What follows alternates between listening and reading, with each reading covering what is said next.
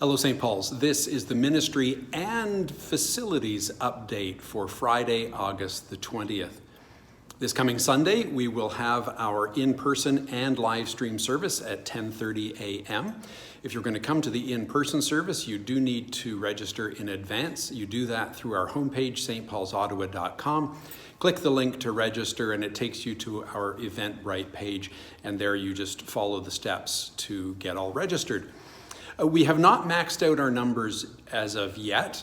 We are actually allowed to have about 150 in the sanctuary. We're allowed to have up to 50% capacity, but we're also to keep the 2-meter distance, and we can't do both. So we have set our number at 60 plus the serve team, the worship team, and the tech team. So that would bring it to about 75, and we've had total of up to about 55 so far.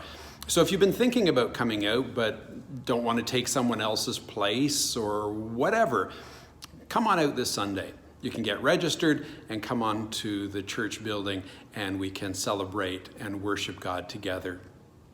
The Sunday school started this past Sunday. It's meeting in Campbell Hall, and again, all of the appropriate regulations are in place there to keep the kids safe, but it's great having kids in the building again and having young families in the building again. This Sunday, I will be preaching from Psalm 107, and the message title is, You Have a Story to Tell. And you do, and I do, and we need to be telling our stories. We'll look at that on Sunday. The province of Ontario has declared that we are staying in step 3 of reopening, with the Delta variant taking hold in various places in the province a little bit more. One of the things that step 3 permits is indoor gatherings of up to 25 people.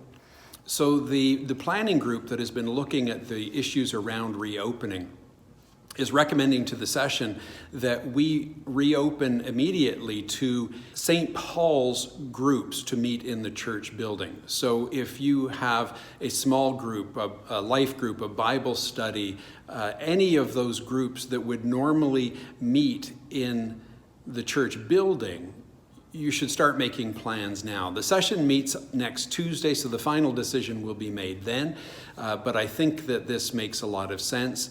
The only room that we'll be using is Campbell Hall, that we'll be sticking to that one room for all groups, so we're going to need to make sure that we schedule them well. So you're going to need to let the office know if you have plans, a desire to come in and meet in the church building. Or perhaps you are a life group that has met in people's homes, but that's not practical right now. Perhaps meeting in the church building would be more appropriate for you. Let us know, contact the church, and we'll try and make that happen. Again, the final decision is next Tuesday with the session, but I think things look good for moving in this direction. It'll be a little bit longer before we have the outside groups meeting in the building. We want to make sure that everything is in place to do that. There will be no indoor food service for any of the groups meeting in the church. Outdoor food service is okay, but indoor food service is still not in the regs. Also, masks have to be worn all of the time and physical distancing maintained. At the beginning, I said this was a ministry and facilities update. There have been some things going on in the church just this past week, and so have a look now. One of the things that has happened is painting in the corridor leading to the offices to make it match the color schemes in the other parts of the building that have recently been done.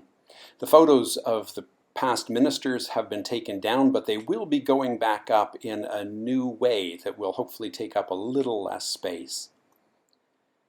Work has been happening outside as well, with some paving and sealing of the asphalt in the driveway and the parking lots of the church. You can see where there were some fairly significant holes. Those are all patched up and looking good. This is the front parking lot that has been sealed, and the repaving that is done to ensure that water flows properly to the new drainage. The side of the building, there was asphalt that was in pretty bad shape, and it now has a big patch and is looking good. And as we move towards the back of the church, the back parking lot, we can see even some of the work being done on Thursday morning as the sealing in the parking lot is finished. That's all I have for you today. The Lord bless you and keep you.